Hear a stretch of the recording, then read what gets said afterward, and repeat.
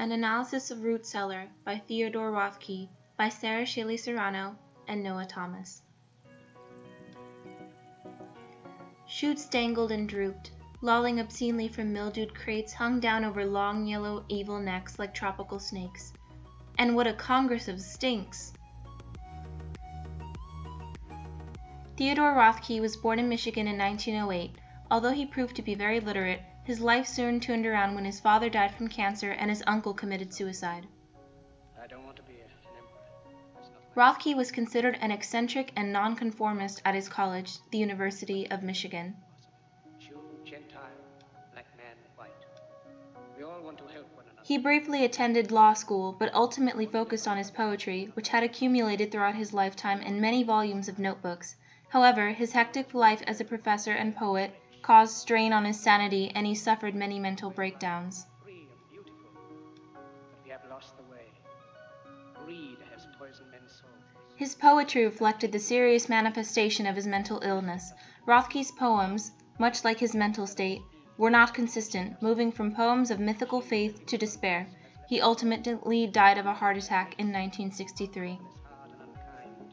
We think too much, feel too little. More than machinery, we need humanity. The theme of the poem can be seen as the speaker's awe at the determination of life to exist and to survive in order to pass on its legacy, no matter how seemingly insignificant it may come across as. This theme is commonly seen in many stories of survival.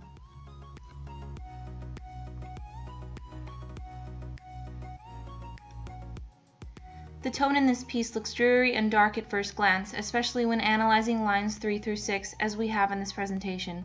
However, this surface-level gloomy tone is established in order to contrast the deeper-leveled upbeat aspects. Although this gloomy and dark cellar is grotesque, the plants have shown resilience to such things such as the terrible stench and thrived. This is also presented with the 3-verse meter, adding another layer of unkemptness and craziness. Radio have brought us closer together.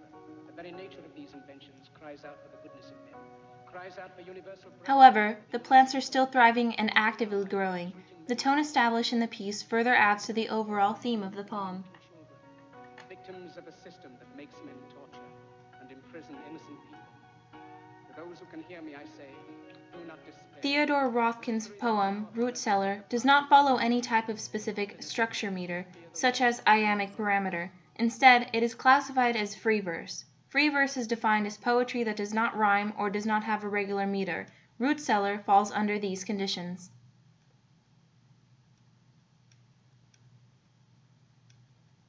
Works cited.